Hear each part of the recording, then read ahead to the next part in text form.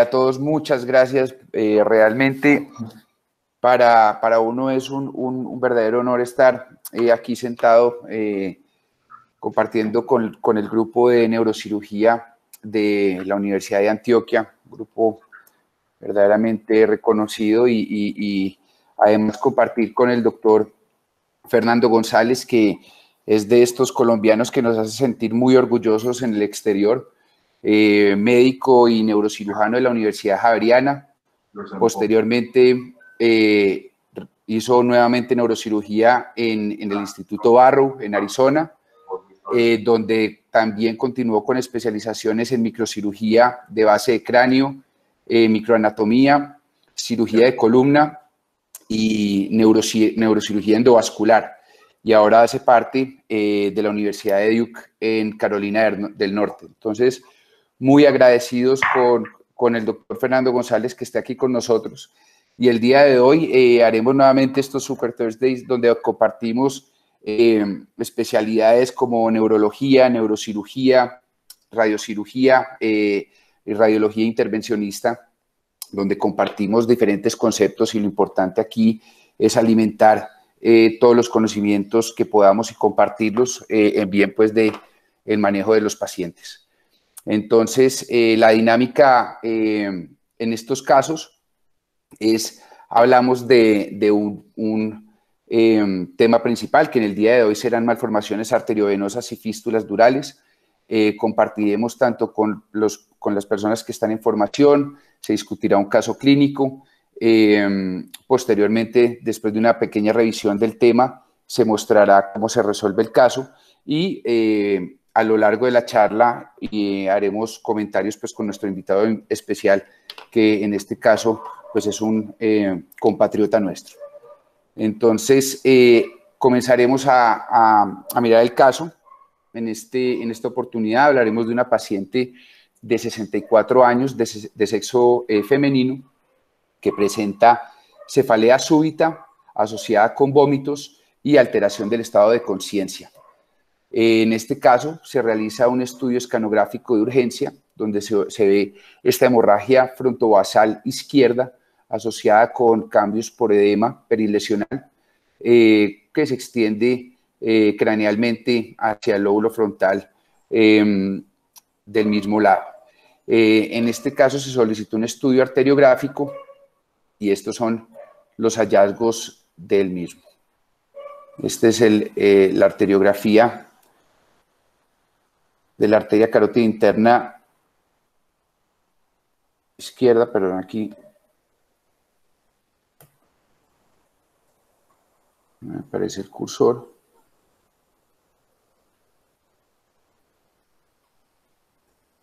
Pongo despacio la imagen de la carótida interna para que lo observen ahí. Dejemos rodar las fases venosas. Y la carótida externa del mismo lado, lo que nos muestra también el compromiso evidente.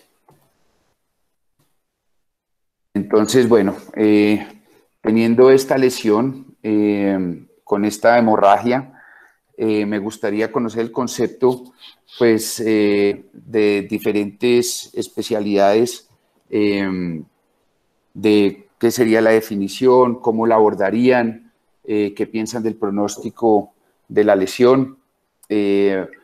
No sé si por parte de neurocirugía, si el doctor Francisco Londoño nos pudiera compartir un poco en su experiencia cómo abordaría esta lesión, qué piensa de la lesión, pronóstico, y posteriormente alguien que lleve radiocirugía, como puede ser el doctor Cadavid, si nos pudiera comentar un poco qué piensa él de esta lesión, y luego comentaríamos con alguien de endovascular lo mismo.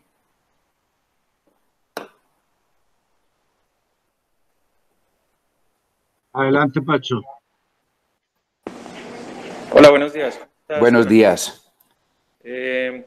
Bueno, primero, si querés, pues poner la tomografía. Creo que es un empecemos por el hematoma. Es un hematoma frontal basal, como bien lo dijiste. El volumen, entonces empecemos por definir que el volumen no es muy grande, ¿cierto? Eso inicialmente porque definirá si el paciente requiere una intervención urgente o no. La alteración del estado de conciencia, me gustaría que me dijeras pues como cuál es el Glasgow del paciente, porque a veces aunque en esta tomografía vemos que no es un hematoma eminentemente quirúrgico, pues el estado de conciencia puede cambiar un poco las cosas y puede tener, digamos, un edema cerebral muy marcado que pueda hacer que requiera una intervención urgente. La paciente venía bajo intubación orotraqueal, requirió manejo por intubación, por lo que presumimos que sería un Glasgow menor a 8 o de 8 para abajo por lo menos. Ok, o sea que tiene un Glasgow de 8 con un hematoma que no es muy grande. Sí. Conducta, en ese caso sería bajar la sedación y examinar, digamos, de una manera muy objetiva a la paciente, porque es probable que la alteración del estado de conciencia pues fuese debida al estado agudo del sangrado, más no que sea su condición neurológica definitiva, ¿cierto? Sí, Porque si de fuese acuerdo. su condición neurológica, pues yo diría que habría que intervenir el hematoma o la hidrocefalia si fueran causa de, o si uno pensara que esa es la causa de su estado de conciencia. Entonces, lo primero, evaluar el hematoma, ¿cierto? Si es quirúrgico o no. Disculpame un segundo. Tranquilo, no hay problema. ¿Quieres que pasemos a las diapositivas de los estudios arteriográficos? Vale.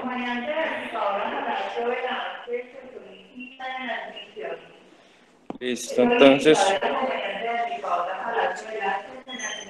en la arteriografía entonces vemos el disparo por la carótida interna con un aumento del flujo por la arteria oftálmica, ¿cierto? Y una comunicación anormal entre la arteria oftálmica, de pronto las arterias etmoidales y el seno sagital superior, con un llenado muy temprano del seno sagital, sin que haya un nido malformativo, ¿cierto? Entonces esto nos hace pensar inmediatamente en una fístula dural. La diferencia básica entre la fístula dural y la malformación arteriovenosa es la ausencia de nido malformativo. Normalmente estas son lesiones postraumáticas, ¿cierto? Muchos pacientes tienen antecedentes de traumas, no siempre graves, y hacen una comunicación anómala arteriovenosa. ¿Cuál sería el abordaje que le daríamos a esta lesión? Sí, por favor. Siempre, si el hematoma es quirúrgico, que normalmente no da tiempo de hacer arteriografía previa, entonces llevamos al paciente a drenaje, posteriormente hacemos arteriografía y esto es una decisión muy consensuada entre la parte endovascular y la parte quirúrgica. Normalmente lo que yo hago es que si el endovascular tiene o ve muy buenas posibilidades de una oclusión de la fístula dural, esta es la vía predilecta. En estas basales frontales a veces hay dificultades en la cateterización de la arteria, o a veces hay algún riesgo de lesión de la arteria oftálmica y a veces podemos hacer intervención quirúrgica a modo de una exploración frontovasal, ¿cierto? Que es un procedimiento, digamos, muy frecuente en el cual coagulamos esa comunicación anómala entre las arterias etmoidales y el seno sagital. Y el acceso directamente a la fosa craneal anterior, ¿por dónde hacen la incisión? ¿Por dónde llegas allá directamente? O si lo haces por transesfenoidal, ¿cómo acceden ahí? Lo hacemos con una craniotomía amplia bicoronal, ¿ok? Por eso digamos que cuando hay posibilidades endovasculares, para mí se convierten en esta ubicación, digamos, en muy buena opción. Ya. Porque el abordaje es amplio y a veces hay que fresar bastante el etmoides para poder encontrar las arterias etmoidales que están muy gruesas. El seno sagital, recordemos que en su tercio anterior o en la parte más basal, mejor, puede ser ocluido con una morbilidad baja, ¿cierto? Entonces, digamos que el objetivo es cortar la comunicación entre las arterias y el seno sagital. Ok. En caso, por ejemplo, que haya un hematoma que requiere un drenaje inmediato, ¿sí? O sea, que la principal emergencia sea para drenar el hematoma, ahí se puede hacer un drenaje y luego considerarían un manejo endovascular posterior, o lo digo es para manejo conjunto. Si drenaras ese hematoma, por ejemplo, si hubiera necesidad en este caso, ¿habría necesidad de la craneotomía coronal que me estás explicando, o podría ser una incisión más pequeña, o Sí, cómo lo considerarías? la vida real es que tenemos, creo que hace un mes, con Rubén y con Jorge, un caso muy similar, y el paciente llega muy grave con un hematoma muy grande, y lo que uno hace es drenar el hematoma, porque hasta ese punto uno no tiene el diagnóstico de la fístula dural, ni sabe cuáles son las aferencias, ni sabe Claro. qué tanta ingurgitación del drenaje venoso cortical hay, etcétera. Entonces, básicamente, la cirugía es drenar el hematoma, que normalmente es por una incisión más pequeña, ¿cierto? Y ese paciente lo que le hicimos fue efectivamente drenar el hematoma, esperar que se recuperara, luego hacer la arteriografía mostró la fístula dural y digamos que técnicamente ustedes o la parte endovascular consideró que era muy factible el tratamiento endovascular y pues con riesgo, pero no muy alto, o era viable pues realizar el procedimiento de una manera relativamente segura. Entonces le hicimos la terapia endovascular y el paciente ha evolucionado, digamos, satisfactoriamente. En estas lesiones, en estas fístulas durales, una cosa muy importante es los controles angiográficos, ¿cierto? Porque la recanalización, dependiendo del flujo, puede ser alta. Por supuesto, y es que solo se ven todos esos pedículos arteriales que van entrando, pues múltiples pedículos, tanto por vía quirúrgica como por vía endovascular, son bastante complejos de cerrar.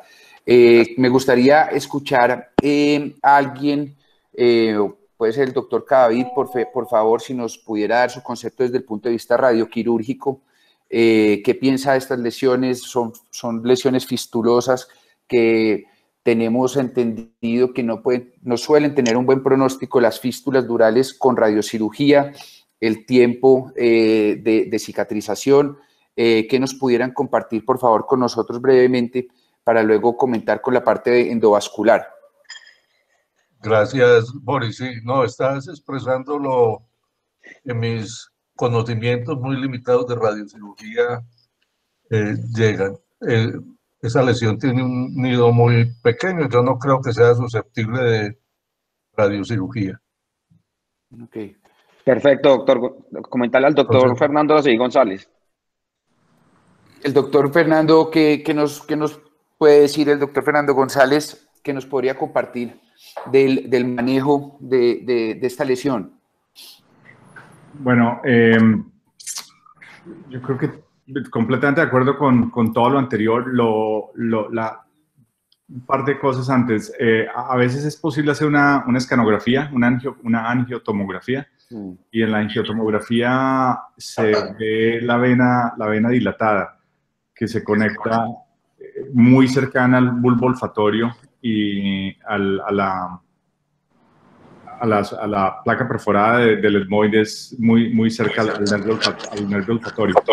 Eso ayudaría yo creo que este hematoma no está muy grande, yo creo que probablemente no necesitaba ser evacuado urgentemente, pero evacuar el hematoma sin saber qué hay debajo, se puede encontrar uno con esta fístula y no está preparado Eso sería una ayuda grande tener una angiotomografía. Ahora, desde el punto de vista quirúrgico, creo que es importante también ver el lado contralateral, ver cómo es la inyección contralateral. Muchas veces las arterias etmoidales confluyen, la fístula es solamente la conexión entre la arteria y la vena, y es importante desde el punto de vista quirúrgico saber exactamente si la conexión es a un lado de la placa, al lado derecho o al lado izquierdo, o frecuentemente, lo que pasa más frecuentemente es que las arterias etmoidales del lado contralateral también se conectan con la misma vena. Si uno tiene dos fístulas, que esto ha sido reportado, es raro, es mucho menos frecuente, es básicamente uno tiene arterias etmoidales de ambos lados y en lugar de confluir en una sola vena, confluyen en una a cada lado y los dos van hacia el seno sagital. Entonces esto es importante porque si la ocluye uno de un lado y la tiene la fístula del otro lado también, se queda el paciente sin curación. Entonces hacer esa diferencia inyectando de ambos lados es importante. La conexión intradural es básicamente donde coagular todas esas arterias pequeñas es difícil, pero en general uno debería tratar de ir a coagular la vena donde se conectan estas arterias. O sea, coagular todas las arterias es muy difícil y desde el punto de vista tratar de embolizar todas estas arterias es muy difícil, pero todas confluyen en la vena. Y este seno es un seno que, pues normalmente el seno sagital en el tercio anterior nunca es así de grande, entonces se trata de ocluir la vena a la que llega al seno sagital. Incluso ocluyendo el seno sagital en el tercio anterior, que es el sitio donde convergen estas arterias, solamente eso ocluiría esta fístula dural. Desde el punto de vista endovascular, a veces es difícil porque la navegación aquí es a través de la arteria oftálmica. Tiene que pasar uno la arteria central de la retina, básicamente la irrigación de la arteria central de la retina para lograr entrar en las arterias etmoidales. A veces si tiene una inyección de la carótida externa como en este lado, pero no veo que sea muy fácil llegar por vía endovascular arterial a embolizar esta fístula. La otra opción es por vía venosa, con el mismo propósito que dijimos en cirugía, que es ocluir el punto donde las arterias convergen. Si se ocluye ese punto, sea por vía venosa o arterial, el problema es navegar el catéter a través de la arteria oftálmica, la posibilidad de tener una embolización extra por fuera del target en la arteria oftálmica y dejarla al paciente ciego. La embolización transvenosa, el tratamiento es exactamente lo mismo, por vía transvenosa ocluyendo. Yo no sé si tenga control de mi mouse. ¿Sí tengo? ¿Sí lo están viendo o no? No lo veríamos. Tendríamos que compartir la pantalla. Lo más importante es identificar el sitio más proximal donde la arteria se conecta con la vena y ahí se puede ocluir eso por vía transvenosa o en cirugía con una oclusión del seno venoso, del seno sagital. Sí, exacto. En este caso, desde el punto de vista endovascular, y el acceso arterial, hay dos problemas. Uno es la navegación exacta del punto desde la arteria oftálmica, ¿sí? Para llegar a ocluir todas esas aferencias arteriales, tendríamos que tener un reflujo importante y muy seguramente el punto de seguridad estaría comprometido afectando la arteria central de la retina, porque llegar a todas estas arterias, todas estas ramas esfenopalatinas de la maxilar interna, pues puede ser bastante complejo. Entonces, demos paso entonces a la revisión del tema por parte de Boris. El doctor Zorro. ¿Está el doctor Zorro por ahí? ¿Está el doctor Zorro por ahí? Buenos días. Doctor Zorro, ¿qué tal? ¿Qué tal? Un saludo grande. Un saludo a todos, doctor Mejía, al doctor González, gracias por la oportunidad, al doctor Luis Fernando González, un saludo muy especial. Pues yo les quería comentar que el doctor Mejía también formó parte de nuestro grupo de radiocirugía, terapia endovascular en el Hospital San Ignacio. Más o menos nosotros hemos irradiado unas 100 malformaciones arteriovenosas, pero yo pienso que por ahí un 8% han sido fístulas durales. El tratamiento siempre, en primera instancia, lo decide terapia endovascular. Ellos hacen el primer abordaje a las fístulas durales y cuando no logran ocluir la malformación por terapia endovascular, miramos si hay posibilidad quirúrgica o tratamiento de radiocirugía.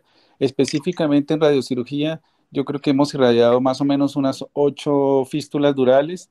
Hemos tenido más o menos una oclusión de 4 o 5 pacientes. A diferencia de las malformaciones arteriovenosas, lo que vimos con el doctor Mejía y con el doctor Puentes es que la sensación es que ocluyen más rápido, no hay que esperar los 2 o 3 años que se espera en las malformaciones arteriovenosas. El otro punto es que el seguimiento se hace mediante angiografía, porque estas fístulas durales no son fáciles de detectar ni en TAC ni en resonancia, como las otras malformaciones que nosotros le hacemos resonancia cada 6 meses, sino el seguimiento se hace con fístulas durales. La experiencia la hemos hecho acá. Durante mi formación en radiocirugía en Pittsburgh nunca vi un tratamiento de fístula dural. Y las muy pocas malformaciones, fístulas durales que hemos operado, como novedad lo que hacemos es guiamos al paciente con la arteriografía y nos apoyamos en los años 2010, 2011, utilizábamos el marco de estereotaxia para localizar la fístula dural y hacer el tratamiento quirúrgico, sobre todo cuando no hay hematoma. Y después hemos tratado de hacer la técnica con software de localizar, porque lo más complejo es localizar la fístula. Quirúrgicamente utilizamos técnicas de neuronavegación. Cuando se agotan la técnica de endovascular o de radiocirugía, tratamos de abordarla quirúrgicamente. Muchas gracias. No, excelente, doctor Zorro. Muchas gracias por el concepto. Me alegra mucho que esté por acá. Entonces, no, bueno, dándole continuidad a la charla y ya conociendo un poco los conceptos de cada rama, pues démosle ahora sí paso al doctor Boris Pavón, que nos haga un recuento del tema y posteriormente veremos cómo resolvemos este caso en particular. Entonces, Boris, te dejo de compartir la pantalla, creo. Sí, dale. Un segundo, por favor. Dejo de compartir. Creo que ya estás. Quiero reanudar tu presentación. Bueno, siguiendo con la presentación, primero, ¿ahí se ve? ¿Ahí la están viendo? Sí, ahí se ve. Muy bien, muy bien. Bueno, agradecerle en primer lugar a todos los participantes. Veo también aquí tenemos al doctor Luis Leme Plagos, que nos acompaña desde Argentina, quien es neurocirujano y lidera el Centro Endovascular de Buenos Aires. Veo gente de México, veo gente de Perú. Bienvenidos a esta programación académica. El día de hoy, pues contamos con la presencia. ¿Ahí se ve? ¿Se está pasando, no? Sí, ya está pasando. Bueno, agradecer al equipo que hace posible todo esto. Gran parte de lo que vamos a discutir hoy lo han dicho ya nuestros comentaristas. Hoy hemos hablado de qué puede llegar a ser potencialmente peligroso en el manejo de la fístula dural, cuáles son las diferentes opciones de tratamiento. El doctor Zorro nos hace un comentario muy bueno con respecto al manejo con radiocirugía. Fernando habla de esos abordajes tanto arteriales como venosos. Y el doctor Francisco nos habló de la posibilidad de hacer una ligadura quirúrgica cuando es necesario entrar a evacuar el hematoma y en un momento determinado hacer las dos cosas de una vez. Entonces, el tema de hoy es definir muy bien lo que es la fístula dural. Como bien lo definía Francisco, se trata entonces de una lesión que involucra directamente los repliegues venosos de la dura madre, es decir, los senos durales. No existe la presencia del nido malformativo, como bien lo mencionó Francisco Londoño, y son conocidas estas lesiones como esas malformaciones arteriovenosas durales, que como sabemos tienen que estar adyacentes o tienen que tener compromiso de esos repliegues durales que todos conocemos con el nombre de los senos durales. La fisiopatología también la mencionaba el doctor Londoño, no me voy a detener mucho en esto. Hay unos factores que precipitan o que favorecen la etiología de las lesiones. Se estima que la presencia de trauma, la presencia de estados de infección, un estado hipercoagulable que promueve esa trombosis, va a llevar posteriormente a una circulación colateral y posiblemente a una arteriolización de ese seno dural con las consecuentes manifestaciones de hipertensión venosa e hipertensión endocraniana. Les sugiero apagar los micrófonos a los que están asistiendo, por favor. Con respecto a la presentación clínica, tiene un espectro ampliamente variable. Tenemos desde el simple tinnitus o soplo retromastoideo hasta la presencia de hemorragias, como muestra el caso que nos expone hoy Juan Mejía. Entonces, el espectro es bastante amplio. Hemos tenido algunos pacientes que tienen un síndrome mental y un deterioro cognitivo severo, llegando casi a la demencia, y en esos pacientes hemos encontrado una hipertensión venosa cortical severa. Con respecto a la evaluación radiográfica, mencionaba muy bien nuestro invitado hoy, Fernando González, que es muy importante tener la mayor cantidad de herramientas posibles, porque en algunos momentos un TAC con un angioTAC puede ser valioso a la hora de planear un abordaje microquirúrgico. Para nosotros la angiografía sigue siendo la técnica gold estándar y la que de una u otra manera va a definir la clasificación de la malformación. Estas malformaciones durales tienen entonces una perfusión arterial, obviamente derivada de ramas que irrigan la dura madre. Son esas ramas, especialmente la arteria meningia media. En la fosa anterior estaríamos hablando de esas ramas etmoidales o esas ramas que se originan hacia la lámina cribosa, en alta relación con la arteria oftálmica, como lo vimos en el caso que mostró hoy Juan, que son las famosísimas malformaciones durales de la fosa anterior. Hacia el seno cavernoso, obviamente, tenemos las ramas durales de la carótida interna, incluyendo el tronco meningohipofisiario. Aquí es importante, para un próximo Super Thursday, vamos a hablar específicamente de las malformaciones durales del seno cavernoso o fístulas carotidocavernosas, que no va a ser el día de hoy el tema que toquemos. Y en la fosa posterior, obviamente, aquellas ramas, lo que llamamos la arteria meningia posterior, una arteria que se origina directamente de ese segmento atlanto-occipitoideo, directamente de la arteria vertebral, o que pueden originarse a través de la arteria faríngea ascendente. El sello como tal o el marcador principal, lo definía Francisco ahora, es la aparición de un drenaje venoso temprano adyacente a un seno dural, a un repliegue dural, y con la ausencia de ese nido malformativo.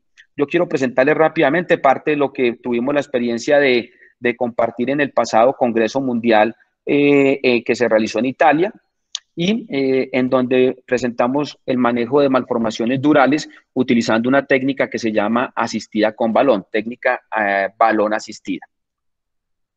Tratando de definir básicamente la factibilidad, utilizando, digamos, evaluando la factibilidad técnica, la efectividad, el porcentaje de los pacientes con oclusión completa del cortocircuito arteriovenoso y obviamente la seguridad de este tratamiento. Nosotros vamos a enfrentarnos a lesiones complejas como estas, pero la idea es tratar de evaluar la malformación dural.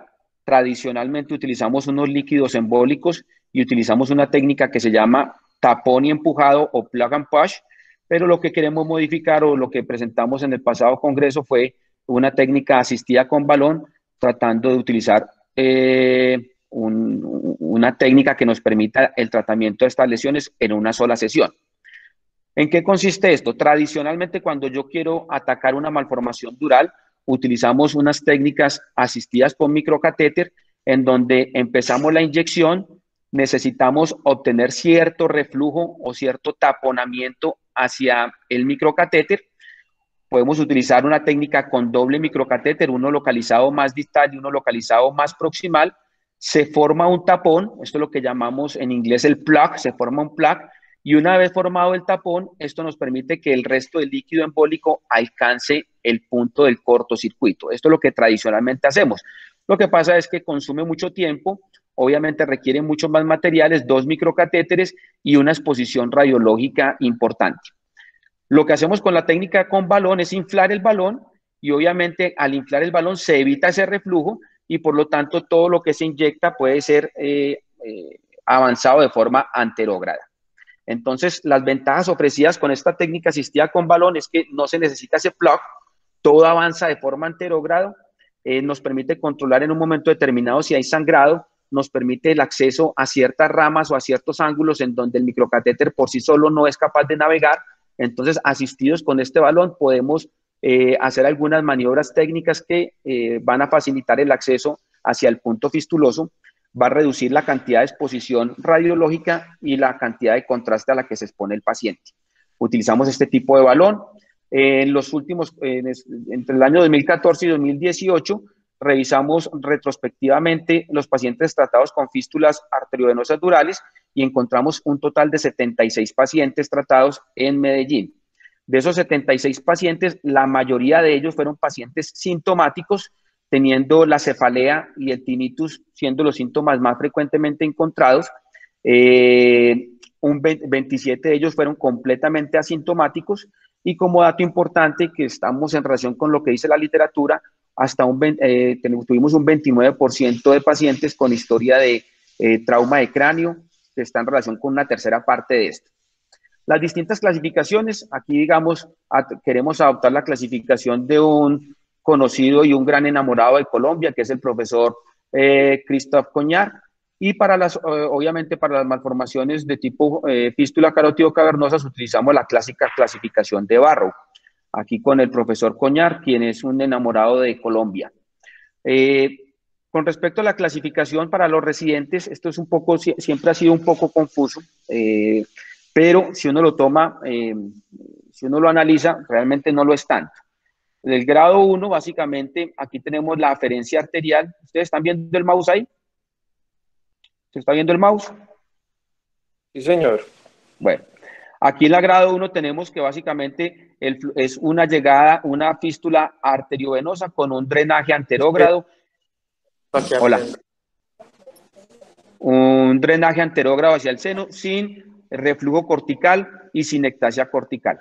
El grado sigue para donde está el seno y la saca por la yugular. Hola. El grado 2, entonces tenemos un flujo que ya es un flujo retrógrado, pero no hay drenaje venoso cortical, simplemente es un flujo retrógrado a través del seno que esté comprometido. El grado 2 se divide en 2A y 2B y en 2A más B. El grado 2B ya tenemos aquí un flujo que puede ser anterógrado, pero ya hay algo de drenaje venoso cortical sin ectasia cortical.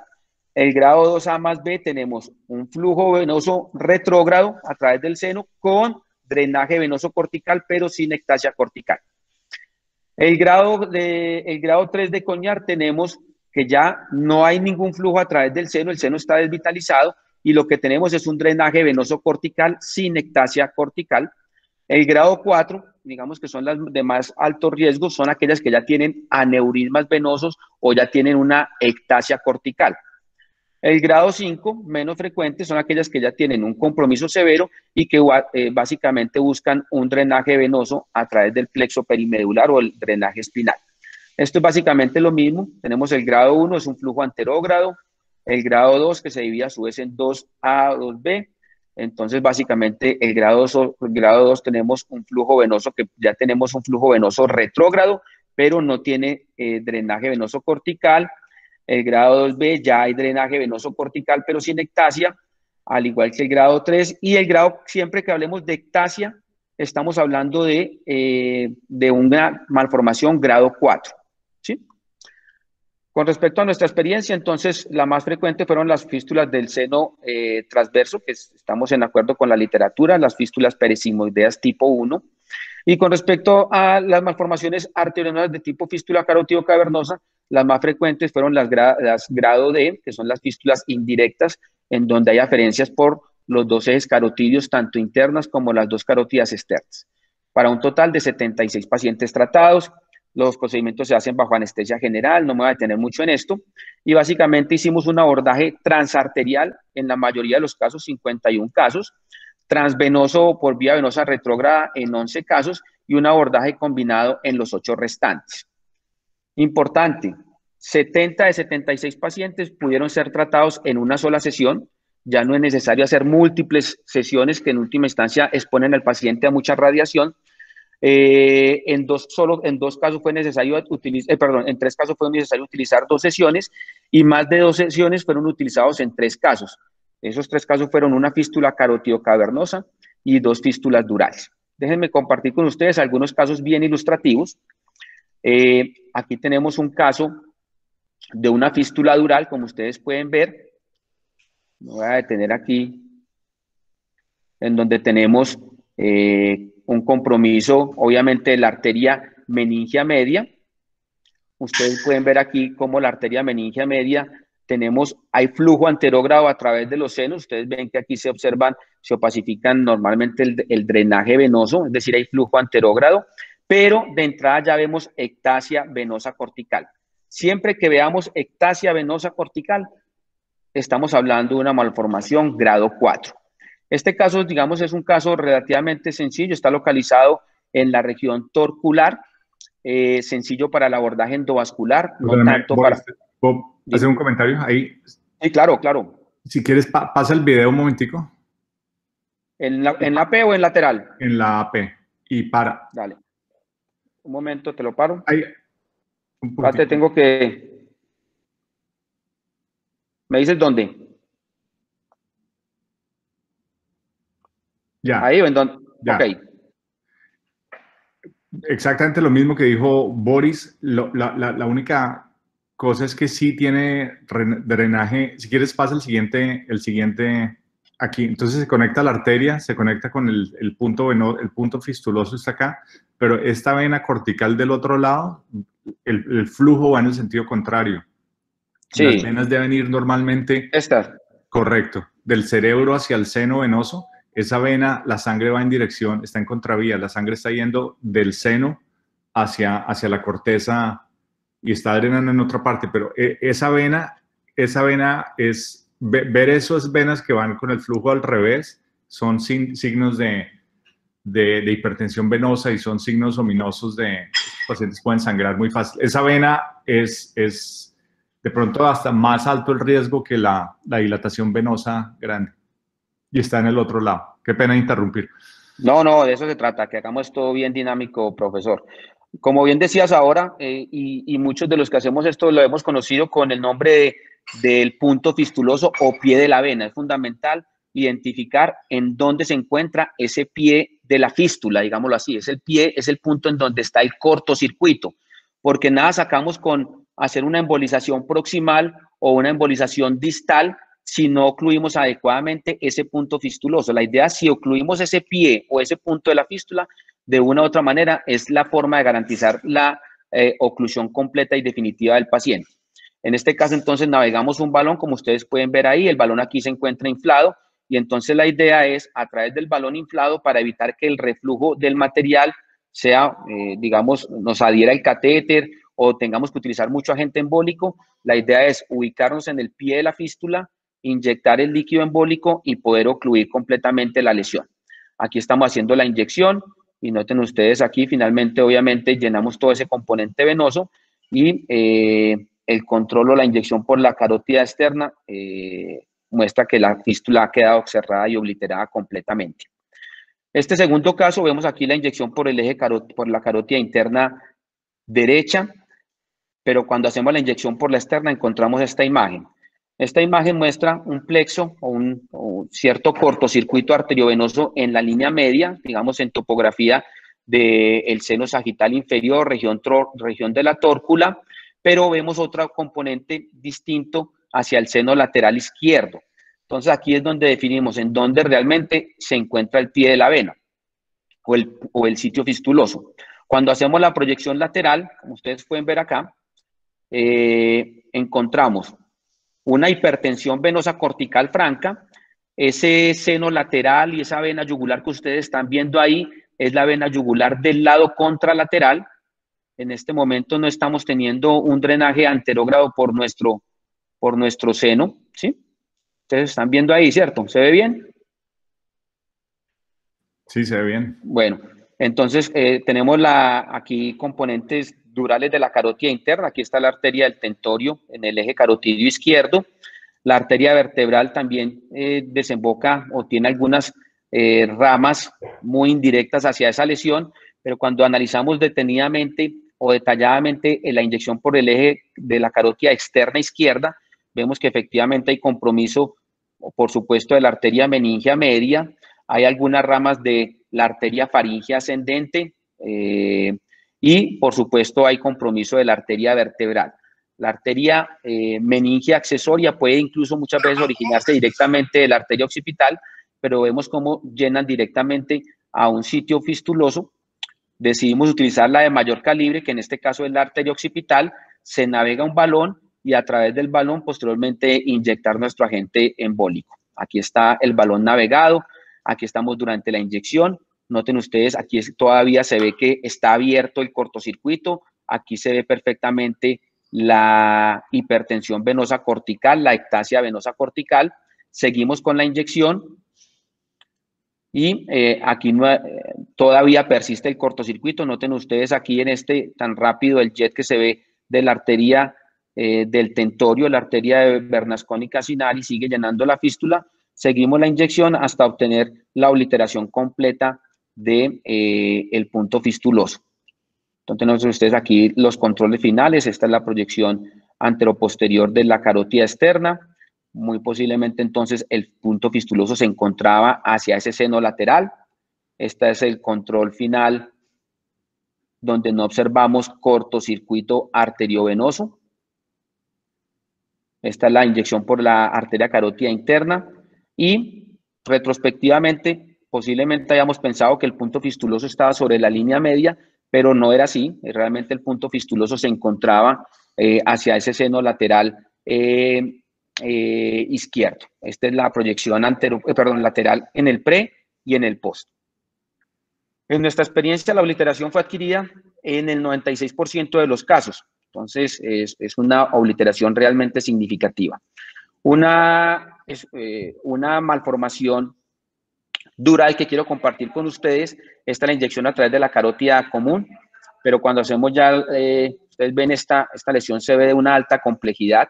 Noten ustedes la hipertensión venosa cortical. Este paciente consulta por un deterioro y una demencia. La familia tenía el diagnóstico presuntivo de un Alzheimer desde hacía 3 años.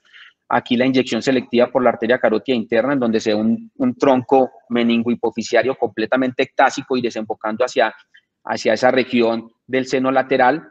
Esta es la inyección selectiva de la arteria carótida interna. Noten ustedes, como bien decía el doctor González, las venas se encuentran en contravía, hay una hipertensión venosa cortical generalizada. Esta es la proyección lateral. Aquí encontramos directamente en esta región del seno lateral un cortocircuito arteriovenoso. Esta es la inyección selectiva de la carótida externa derecha. Noten ustedes, se encuentran todas esas ramas de la carótida externa completamente ectásicas y el drenaje venoso, pues ni se diga. Ustedes pueden ver aquí, esta es la inyección por la carótida externa. Hay presencia de los dos senos se encuentran permeables, pero noten ustedes cómo la sangre, en vez de ir en el sentido que nos mencionaba el doctor González, se encuentra completamente invertida. Hay hipertensión venosa cortical generalizada. Por suerte no tenemos todavía drenaje espinal, por lo tanto clasificamos esta lesión como una lesión tipo 4 con elevado riesgo de sangrado y de síntomas clínicos en el paciente. La inyección por el circuito posterior, noten ustedes igualmente, se ven unas ramas neoformadas, reconstituidas, que desembocan más hacia esta región, hacia la región del seno lateral derecho. Aquí tenemos la presencia de la arteria meningia posterior, noten ustedes completamente ectásica y llegando a ese cortocircuito. Esta es la verdadera definición de una hipertensión venosa cortical. Incluso por el eje carotidio izquierdo contralateral se observa una arteria, una rama dural de la arteria carótida interna llegando e irrigando también el punto fistuloso. Aquí decidimos utilizar entonces la vía venosa retrógrada. Básicamente no me voy a detener mucho en este detalle, pero podemos en un momento determinado, si la malformación es como esta, comprometiendo un seno con múltiples aferencias, es preferible un abordaje venoso y no múltiples abordajes arteriales que, teniendo en cuenta la velocidad de ese cortocircuito, pueden llevar a un embolismo o una embolia pulmonar. Entonces preferimos un abordaje venoso retrógrado, desvitalizamos o ocluimos ese seno, y noten ustedes aquí ya la inyección por la carótida externa no muestra el cortocircuito que veíamos antes, ese drenaje venoso cortical desaparece. Estos vasos ectásicos de la carótida externa posteriormente se van a remodelar. Lo importante es que no haya cortocircuito. Noten ustedes aquí la fase arterial precoz. Esta es la fase venosa. Ya no se ve el cortocircuito tan severo que tenía el paciente.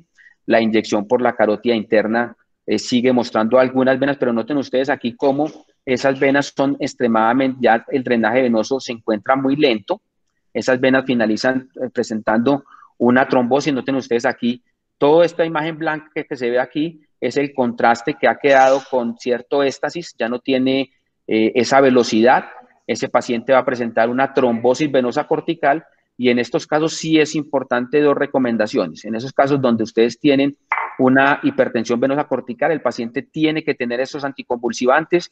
La idea es dejarlo 48 horas bajo anestesia general, y nosotros en estos casos, cuando vemos que hay retención de contraste y las venas quedan sin un lavado adecuado, preferimos dejar al paciente intubado 48 horas, drogas anticonvulsivantes y anticoagulación. Dejamos al paciente anticoagulado. Esta es la inyección por el eje izquierdo. Acuérdense que teníamos una rama dural que iba y cruzaba la línea media, ya no la vemos. Este último caso, para acelerar un poquito y poder discutir aquí al final, tenemos una lesión que tiene aquí la arteria meningia posterior. Vemos unas ramas que podían ser consideradas piales. Esta es una malformación compleja. Nosotros la hemos denominado, o se clasifica como una malformación duropial. Noten ustedes aquí el tronco de la arteria basilar. Aquí la basilar no se distingue muy bien. El paciente ya había sido embolizada previamente con agente embólico. La arteria cerebral media y diríamos que la inyección por el eje carotidio muestran un componente pial de la lesión. La inyección por la carótida externa también muestra un componente dural. La inyección por el eje contralateral muestra básicamente que hay una lesión que se reconstituye, y vemos entonces un componente que está todavía permeable de la malformación. Vemos que los senos se encuentran permeables con drenaje anterogrado, hay drenaje venoso cortical, pero decidimos utilizar entonces directamente la vía transarterial con balón. Ustedes ven aquí, navegamos, aquí está el balón en este momento. Este balón nos sirve también para poder apoyarnos y navegar un segundo microcatéter a una rama en donde el ángulo era un ángulo muy hostil, muy agudo, para ser cateterizado. Entonces nos sirve de soporte. Esta es la ilustración. Cateterizamos la rama directamente, empezamos la inyección utilizando el agente, en este caso utilizamos Onyx, y noten ustedes, este es el control final por el eje carotidio del eje carotidio izquierdo. Aquí está todo el material o el agente embólico que usamos. Esta era la imagen pre, en donde no se diferenciaba muy bien el tronco basilar. Esta es la imagen post, en donde ya vemos la presencia de una anatomía de la circulación posterior un poco más favorable. Esta es la imagen lateral en el pre, en donde se observaba la presencia de este cortocircuito arteriovenoso. Esta es la imagen del post. No fue necesario navegar por circulación pial, es decir, que estas lesiones muchas veces, ocluyendo todo ese componente dural, podemos llegar también a ese componente pial que mostraba la malformación y que era tan complejo. Voy a adelantarme, no voy a presentar este quinto caso, permítanme, yo me adelanto acá para finalizar. Tuvimos una serie de eventos adversos, obviamente no todo es bueno. Tuvimos la ruptura del balón en un caso, la migración no deseada del agente embólico en 3 casos, retención del microcatéter en un caso, mal funcionamiento del balón en 2 casos, pobre visibilidad del agente en un caso, y la presencia de un pseudoaneurisma en el sitio de punción en un caso, para un total de 9. Con respecto a las complicaciones clínicas, tuvimos una embolia de la arteria oftálmica definitiva con un compromiso y una ceguera completa monocular de la paciente. Tuvimos una hemorragia de la fosa posterior, la paciente falleció en una fístula del seno transverso, una paciente que tenía un síndrome de hipercoagulabilidad. Tuvimos 3 lesiones cutáneas por irradiación, tuvimos una necrosis específicamente en en un senus pericrani complicado, tuvimos una parálisis luego de inyección en la faringe ascendente y un caso de epilepsia que tuvo buena recuperación con medicamento antiepiléptico. En general tuvimos una morbilidad global definitiva de 5.2% y una mortalidad asociada al procedimiento de 1.3%. Con respecto al seguimiento radiológico, 70 pacientes, como les dije, fueron tratados en una única sesión con obliteración completa del nido, es decir, del 100%. De los pacientes seguidos, que tenemos 42 pacientes seguidos con un promedio de seguimiento de 10.6 meses, ninguno ha tenido recurrencia. En aquellos pacientes que tenían síntomas al inicio, el tinnitus y los síntomas oculares desaparecieron. Esto es fundamental, sobre todo en las fístulas perisigmoideas tipo 1 y en las fístulas carotidocavernosas. El manejo de esto es inmediato. Y en aquellos pacientes que tenían demencia, que fueron 6, 3 han tenido seguimiento y todos los 3 han mostrado mejoría en sus pruebas neuropsicológicas.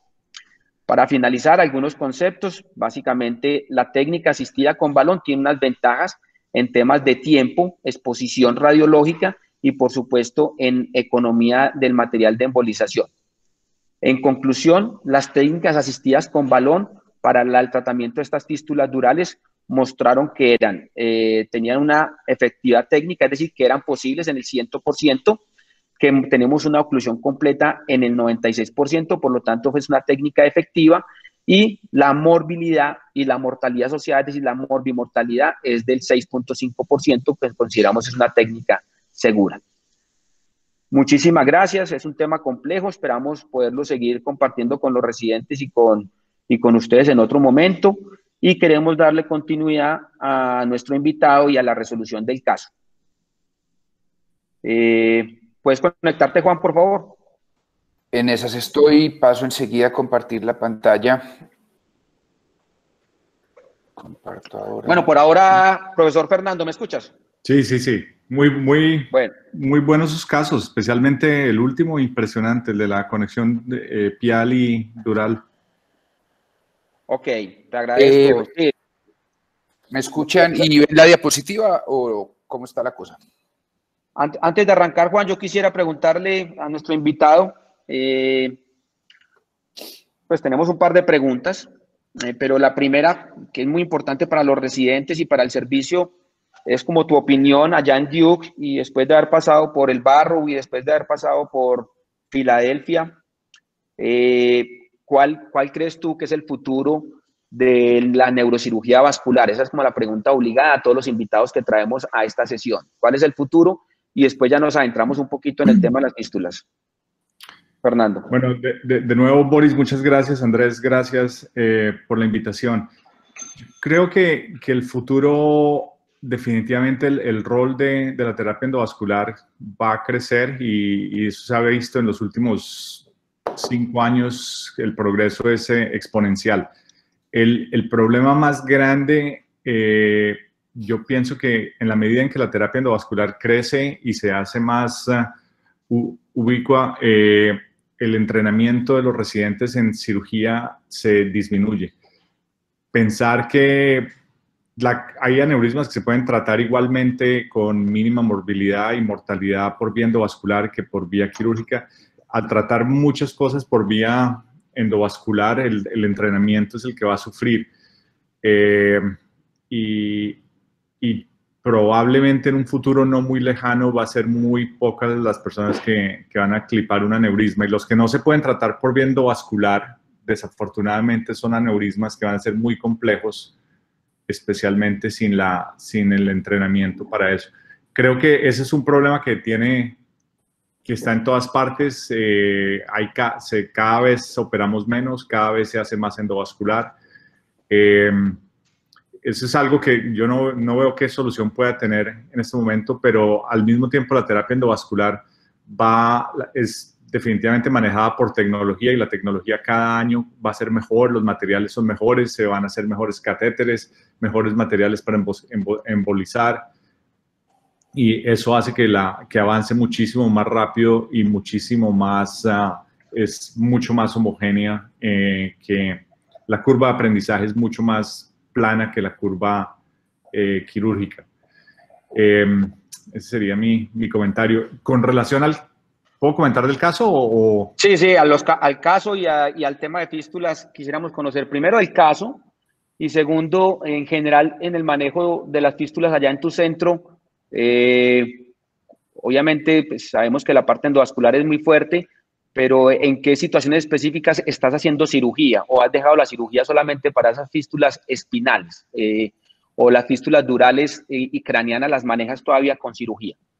Y del caso también el comentario. Bueno, primero, dentro de las fístulas durales asintomáticas, las que tienen un riesgo más alto de sangrado son estas, las etmoidales y las que son del seno petroso superior. La vena petrosa superior, la vena de Dandy, cuando se involucra esta vena, o las fístulas etmoidales, el riesgo de sangrado es más alto. Esto es, dentro de todas las fístulas, estas son las que tienen el riesgo más alto de sangrado y son los que tratamos de tratar. Yo, en general, las fístulas durales, espinales o cerebrales, yo creo que la primera opción es endovascular. No hay, yo creo que la cirugía para solamente abordar una tórcula en un paciente de estos, solamente haciendo la incisión, la cantidad de sangre que se va a perder es gigantesca. Operar esta fístula pial que mostraste con componente dural, creo que no alcanzan a llegar al hueso antes de que el paciente haya perdido 3.000, 4.000 centímetros. Y desde el punto de vista quirúrgico, pensaría que solamente como una terapia de rescate para algunas fístulas que no se han podido tratar o que han fallado el tratamiento endovascular. La primera opción es endovascular. Ocasionalmente hacemos otras opciones endovasculares porque quedó un pedículo, porque mientras entre una angiografía y la otra, la meningia media o alguna arteria se canalizó y es un canal mucho mejor para la embolización. Acá, afortunadamente, tengo la fortuna de trabajo con dos cirujanos, hacen su gran talento es en cirugía de tumores, pero hacen también algo de cirugía vascular y pues están dispuestos a ayudar y a colaborar y creo que ese puede ser el futuro, que no se necesita que haya muchos cirujanos en cada centro que puedan operar aneurismas complejos, pero sí que haya en algunos centros donde esto se pueda hacer. Creo que eso puede ser una de las cosas del futuro.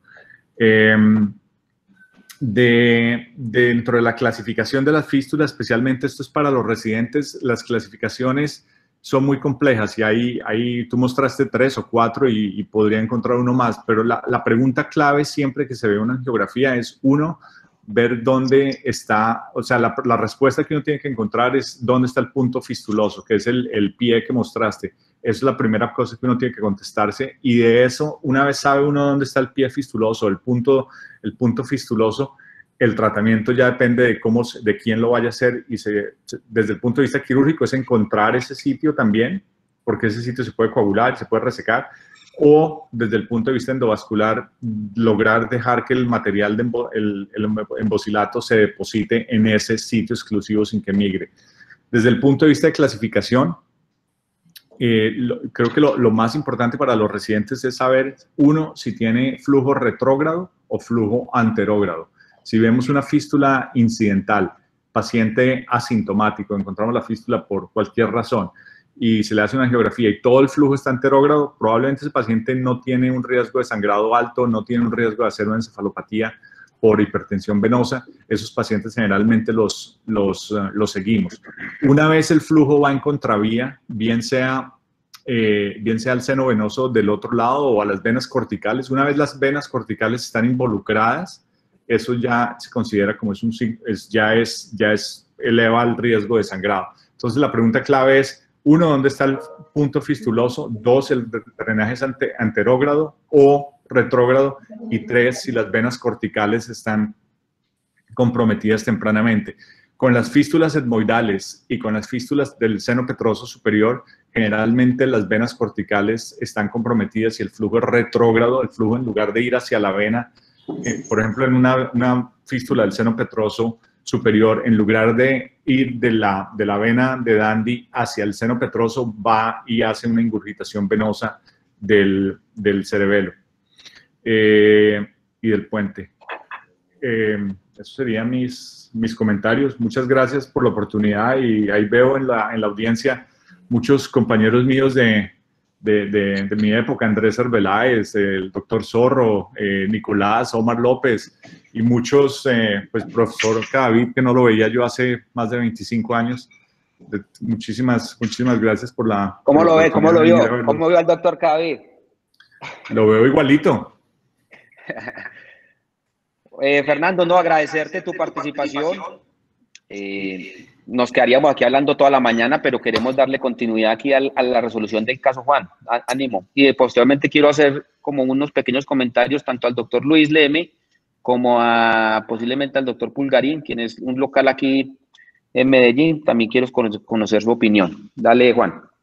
Bueno, no, muy contentos todos con estos espacios, de verdad. Que nos motivan mucho a seguir adelante en estas presentaciones. Bueno, entonces, dándole resolución al caso, particularmente en esta imagen de acá, quiero que visualicen las fases tardías. Vean cómo ese seno sagital superior en sus 2/3 anteriores está completamente desfuncionalizado y son venas frontales las que llegan finalmente hacia el tercio medio del seno sagital superior para realizar el drenaje de las estructuras neuronales funcionales. Toda esa funcionalidad de los senos venosos durales hay que tenerlos también muy en cuenta a la hora de decidir la terapia. Y lo que en este caso sí es claro es que en la vía endovascular por acceso arterial, muy probablemente vaya a realizar una oclusión subóptima de la lesión. De hecho, en este caso, se hizo un primer intento por vía arterial, considerando un acceso a través de la arteria oftálmica para llegar al territorio etmoidal anterior. Sin embargo, la embolización fue parcial y no llegó a realizar la oclusión completa de ese pie de vena, de esa área enferma de la vena que compromete todos los pedículos arteriales. Aquí para mencionar la arteria oftálmica, que es supremamente importante en esta ocasión, mencionar que este esquema ejemplifica las diferentes anastomosis que nos podemos encontrar. Por supuesto, tenemos que tener en cuenta las anastomosis con la arteria meningia media. En caso de embolizaciones, tenemos que tener muy en cuenta esta referencia. Y lo que llamamos la arteria meningia recurrente, que es cuando la arteria oftálmica da el flujo a la arteria meningia. Conocemos pues el origen embrionario de la meningia media y de la arteria oftálmica, esa relación tan estrecha. Entonces, tener en cuenta estas estructuras anatómicas. Las arterias etmoidales posteriores, que son las que se van a anastomosar con todas esas ramas esfenopalatinas. En este tipo de patologías se ven muchísimo más, por supuesto, por ese fenómeno de aspiración y de reclutamiento. Y las arterias etmoidales anteriores, que se van a hacer intracraneales a través del foramen ciego, acompañadas de la vena de Esperino, y son las que van a originar la arteria meningia anterior o arteria de la osa anterior.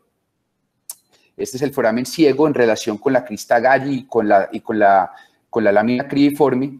Aquí en esta reconstrucción sagital de esta escanografía vemos el foramen ciego, y es en esta localización donde se van a encontrar estas fístulas tan peligrosas de la fosa anterior. Estos son esquemas donde vemos las relaciones de las arterias etmoidales anteriores y posteriores con los territorios orbitofrontales en estos casos que vemos descritos. Y otra particularidad de la arteria central de la retina, que emerge, por supuesto, de la arteria oftálmica en este punto, que es el punto que llaman punto de bayoneta, que es el giro que hace la arteria oftálmica sobre el nervio óptico. Ahí emerge la arteria central de la retina, y nosotros nunca vemos en arteriografía la arteria central de la retina, la vemos acompañada de las arterias ciliares posteriores que emergen de ese mismo lado, y las arterias hilares posteriores lo que nos van a dar es este blush coroideo o medialuna coroidea.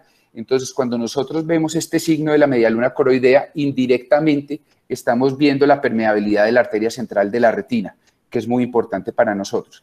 Y, por supuesto, mencionar la arteria maxilar interna. Todas estas ramas que estábamos viendo provienen de esta rama distal, que son ramas de la arteria esfenopalatina, pero por cuestiones embriológicas y anastomóticas también podríamos llegar a tener anastomosis tanto de la meningia media como de la meningia accesoria. Entonces, en este caso, decidimos un abordaje retrógrado venoso para poder en un segundo tiempo llenar todos esos espacios arteriales, tanto de carótida externa como de arteria oftálmica. Aquí vemos cómo navegamos un catéter de acceso distal por el seno sagital superior. Esto con una punción yugular lo solemos hacer. Y posteriormente el paso de nuestro microcatéter hasta el punto comprometido de vena. Vean la tortuosidad de estas estructuras venosas, cómo el microcatéter tiene que sortear toda esta serie de curvas para llegar al punto exacto fistuloso. Y ya posteriormente comenzamos con una inyección controlada. En este caso se utilizó solamente un microcatéter con una inyección controlada del material de embolización y tomando las técnicas de tapón y avance. Esto funciona con una ley de resistencias. Entonces vamos comenzando a ver cómo se van llenando todos esos espacios de territorios esfenopalatinos, de territorios etmoidales anteriores, y con el líquido embólico vamos a conseguir finalmente, en este caso, por vía retrógrada, en un solo tiempo, la posibilidad de la oclusión completa de la fístula en un solo tiempo, con la preservación, vean acá, de la medialuna coroidea, es decir, que en este punto la arteria oftálmica está permeable a través del nervio óptico. Vean, aquí está la medialuna coroidea, y con la oclusión completa en un tiempo. Afortunadamente, este paciente seguramente por vía arterial no sería tratable o se llevaría muchísimos tiempos y probablemente con una embolización subóptima. Y en este caso... Juan, ¿sí? Espérate, yo quisiera escuchar un momentito antes de que siguieras con la opinión del doctor Luis, del doctor Leme. Para interrumpirte, ¿cómo lo ve, doctor Leme? ¿Algún comentario respecto a estas fístulas? Active su micrófono, por favor. El doctor Leme es neurocirujano de Buenos Aires. ¿Estás desactivado todavía?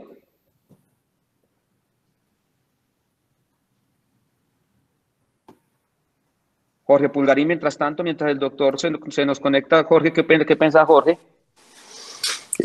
Buenos días a todos. Jorge, buenos días. Bueno, a pesar de que Boris y yo fuimos formados en neurocirugía endovascular en el mismo lugar, en los mismos lugares, me sorprende que trabajemos de la misma forma, porque en esa época que nos formamos, pues obviamente no habían balones. Pero lo hacemos básicamente igual. Este caso específicamente, las últimas, por algún motivo en el eje cafetero, las fístulas y las malformaciones son muy frecuentes. Los últimos 10 casos de fístulas etmoidales igualitos a este, como dice el doctor Fernando, habitualmente son bilaterales. Entonces, por optimizar tiempo, como lo dices tú, he estandarizado el proceso haciéndolo con Septer. Inclusive, a pesar de la incredulidad por ejemplo, de Pablo Escudero, los Septer se pueden meter e introducir en la arteria oftálmica sin ningún problema. Un tip que yo utilizo es que cateterizo el ostium de la oftálmica para no disecarlo con una guía suave como una Traxis o una Hybrid, y luego para avanzar lo que necesito soporte utilizo una guía de cardio que sea de mucho más soporte y pueda ir más allá del punto seguro. Y con Septer es un procedimiento que no dura más de 5 o 10 minutos. Es importante siempre tener presente que como llenan de forma bilateral, también puede haber reflujo contralateral. Entonces, como no tengo biplano, lo que hago es que siempre inyecto en una posición oblicua, inyecto hasta tapar la vena, y una vez tape la vena, espero hasta que haya reflujo hacia las arterias etmoidales contralaterales. Eso pues en cuanto al caso. En cuanto a la presentación tuya, Boris, tres como tips o cosas que he aprendido. Es una, en las fístulas sigmoideas como la que mostraste, definitivamente creo que hay que utilizar balón de protección en el seno. Primero, lo que tú dijiste, puede haber una embolización pulmonar. Yo utilizo un balón siempre de 8x80 en el seno, sigmoideo. Primero, para prevenir la embolización pulmonar. 2, para mantener permeable el seno. Y 3, para no gastar tanto material embolizante. Porque a pesar de que aparentemente el seno está comprometido en su totalidad, todos sabemos que en realidad el seno está comprometido en sus paredes. Entonces, cuando uno tiene un balón de protección, tapa el sitio fistuloso sin ocluir el seno. Otra cosa que sé que no utilizas, Squid 12, pero te invito a que lo hagas, básicamente no por la marca, sino porque definitivamente entre el 18, el Onix 18 y el Squid 12 hay mucha diferencia en la penetrabilidad. Y cuando uno utiliza un balón Scepter, funciona mucho mejor con el 12 porque definitivamente se va mucho más allá.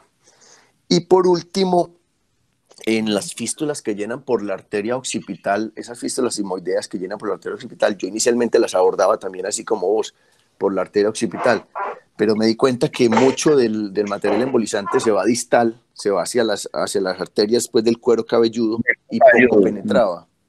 Entonces, ahora lo que estoy haciendo es, hago una oclusión proximal de la arteria occipital, inclusive hasta con coil fibrados para que salga más económico y más rápido, y luego me voy a la rama posterior de la meningia media, que siempre está, y muchas veces lo que lo oculta es el flujo del occipital, pero cuando uno tapa el occipital siempre recluta por la meningia media, por una rama posterior, y creo que ese es el vaso que uno siempre debe ir. Siempre tener en cuenta que ahí está la arteria petroescamosa, que da ramas al facial, entonces hay que evitar esa aferencia en ese sentido, pero esa arteria yo creo que es la arteria clave para embolizar las fístulas sigmoideas. Y otro punto final es que, otro tip con el Scepter, es que a pesar de lo que dice la evidencia, dice el sentido común, utilizar Scepter extracomplaciente, ¿cierto?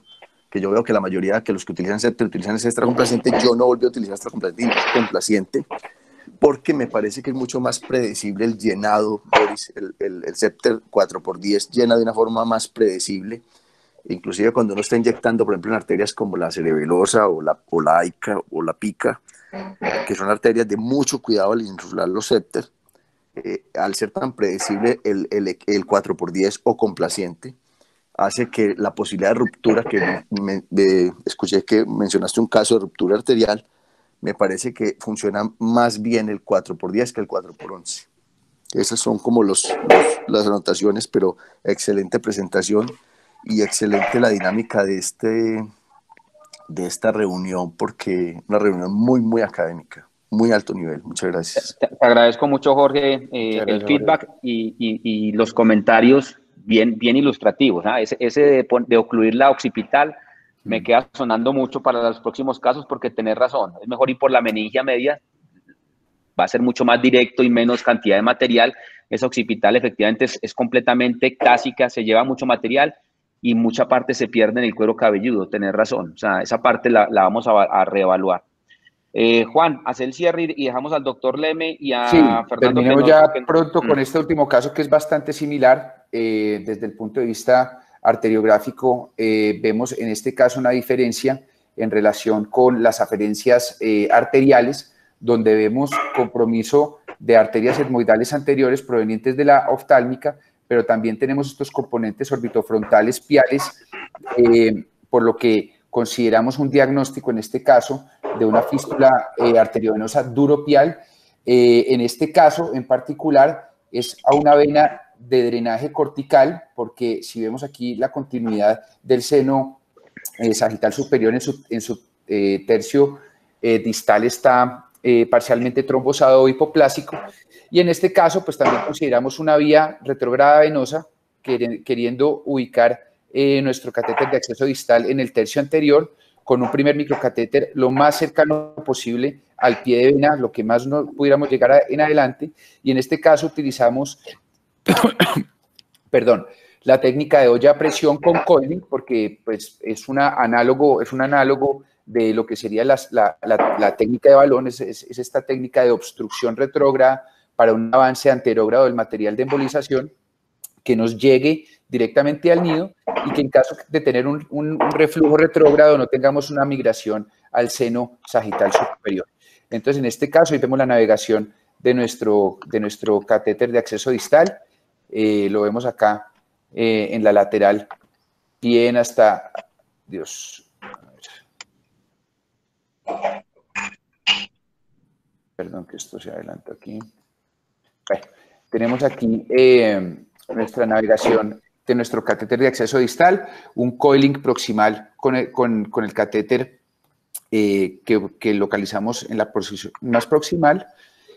Cuando terminamos ese coiling ya podemos empezar a pensar en una oclusión con nuestro líquido embólico. Esta es nuestra inyección selectiva tras el coiling, y este es el comportamiento del material de embolización que en principio nos va a hacer un reflujo hasta ese punto de oclusión con los coils, y posteriormente vamos a tener un avance anterógrado del material de embolización y vamos a tener todo este llenado de las aferencias arteriales desde la vena de manera retrógrada. Entonces aquí vamos viendo en las diferentes series el llenamiento de todas esas aferencias arteriales y finalmente pues la oclusión completa de la fístula. En el momento del retiro de nuestros materiales, retiramos un primer catéter. En la pantalla izquierda están viendo el retiro del primer catéter, que es el del coil, y el segundo puede a veces quedar atrapado. En caso de quedar atrapado, se puede cortar a nivel de la yugular. Nosotros en este caso afortunadamente salió sin mayor problema, deslizó bastante bien el catéter, retiramos todo, y este es el control angiográfico final satisfactorio.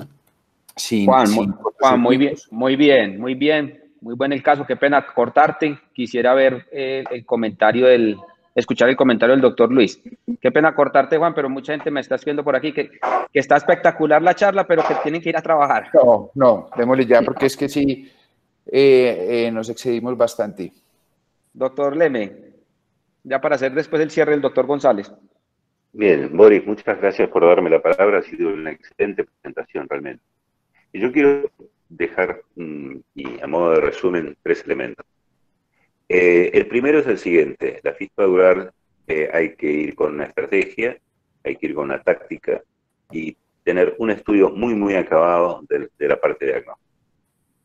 Si vamos a ir por el lado venoso o por el lado arterial, eso lo tenemos que saber antes, sino que sea un hallazgo durante el procedimiento. El segundo tema es el siguiente, que hay que hacer un tratamiento real de aquellas fístulas que son asintomáticas. Esa es la pregunta hoy en día, porque hay muchos pacientes que son portadores de fístulas durales dentro de la clasificación Cognat, que son con enisoflujo y demás, que no revisten riesgo de sangrado, que pueden producir algún síntoma, algún soplo o algo. Y la pregunta es hoy si esos pacientes tienen indicación de tratamiento o de hacer observación y ver qué sucede. Y lo tercero, y ya para cerrar, el último comentario. Los neurocirujanos se oponían mucho a la embolización hasta que se dieron cuenta que podían aprender a hacerla y a practicarla. Y ese día se acabó un poco el conflicto entre cirugía y embolización. En el caso de las fístulas durales, a mi entender, la indicación es por vía endovascular, no se debe hacer cirugía salvo la última circunstancia y nunca se debe hacer radiocirugía. Nada más. Gracias, Boris. Muchas gracias, profesor Leme. Fernando, un comentario final que tengas, o si alguien quiere hacerle una pregunta al doctor Fernando, está disponible. Yo solo tengo que decir muchas gracias por la oportunidad, muy buena la presentación. Una pregunta, con el balón, a veces yo siempre pienso inflando los balones con el flujo, el balón tiene algo de flujo para el flujo retrógrado, pero deja algo que llega hasta el balón. ¿Han tenido casos donde no pueden desinflar el balón? Porque Juan, ¿quieres contestar eso? Pues en particular, cuando hemos tenido problemas con el balón, si llega a encarcelarse el balón, lo que no permitimos es demasiado reflujo, ¿sí? Y continuamos con un inflado importante del balón. O sea, yo también tengo mucha confianza en los balones extracomplacientes, y conforme uno desinfla con una jeringa de 10, tiene un poco de paciencia en el desinflado, no hemos tenido problemas con encarcelamiento del balón en ningún caso, problemas con encarcelamientos hemos tenido en microcatéteres distales en la olla a presión, que si no queremos forzar mucho, en esos casos cortamos el catéter retiramos el introductor que tenemos en yugular y realizamos una tracción del catéter, y a nivel de yugular cortamos con una hoja de bisturí o con una tijera quirúrgica, y el catéter se retrae y generalmente queda en un seno transverso sin ningún tipo de problema. Eso es las consideraciones en vía venosa. Con encarcelamiento de catéteres es esa, pero con balones no hemos tenido problemas de encarcelamiento. Yo tengo ahí una respuesta, un segundito, para el doctor Fernando. Un tip ahí, doctor, es cuando se represente, cuando uno haga tracción al desinflar el septer, o el septer no quiera desinflar, es inyectar un poquito de DMSO. El DMSO destapa el punto distal del septer y además evita que o previene o retira esa adherencia que tiene el septer contra el vaso. Entonces, lo que hago al final es inyectar 0.2 o 0.3 centímetros de DMSO, y con eso se logra retirar fácilmente el balón. Jorge, te pregunto una cosa, pero ahí no llenas el espacio muerto del catéter del balón y trasladas más Onyx hacia el espacio de embolización. Sí, por supuesto, sí, claro, eso hay que hacer. Tenés que tener margen. Inclusive hay que tener margen, inclusive hay que tener el balón todavía inflado, si uno lo ha desinflado, y no retira, hay que volverlo a inflar, porque claro, si lo dejas desinflado, ese espacio muerto se va hacia atrás. Claro que sí. Tenerlo inflado, sí. Súper. Bueno, un comentario ya técnico final, pues que ya veo que todos estamos con afán. Yo sí he tenido problemas con el balón, específicamente en la vía transvenosa. Con la vía transarterial me parece que el balón funciona muy bien. En la vía transvenosa, la vena, al ser más complaciente, permite mucho más reflujo, por lo tanto la olla a presión con coils o con cianoacrilato es mucho mejor. Cuando usé un par de veces la vía venosa con balón, tenía muchísimo reflujo, a pesar de tener el balón en su máxima capacidad, tenía muchísimo reflujo y tuve adherencia del balón. Entonces, ahí sí, como dice Juan, lo cortamos y se puede dejar en la vía venosa sin problema. En la vía transarterial me parece que funciona bastante bien. Perdón, ¿la punción yugular es para que sea más cerca en lugar de ir transfemoral? Sí, aprendimos que en el momento de navegar muy distal o en el momento de requerir más soporte con el catéter de acceso distal, si lo haces por vía femoral, es muy frecuente que se te hernie al momento de hacer ciertas tensiones y ciertas maniobras, es muy frecuente que migre hacia la aurícula, el parte del catéter distal. Entonces, la punción yugular, primero, es muy sencilla de hacer. Segundo, nos da mucho más soporte, mayor facilidad de acceder al tercio distal del seno sagital o el seno recto si es necesario accederlo. Entonces, técnicamente es mucho más limpia, da más soporte y permite la navegación de los microsistemas mucho más fácil que cuando es por vía femoral. Es un detalle de herniación hacia la aurícula. Bueno, ok, aquí ya el coordinador, el doctor Ignacio, nos dice que tengamos el tiempo full. Muchísimas gracias. Gracias.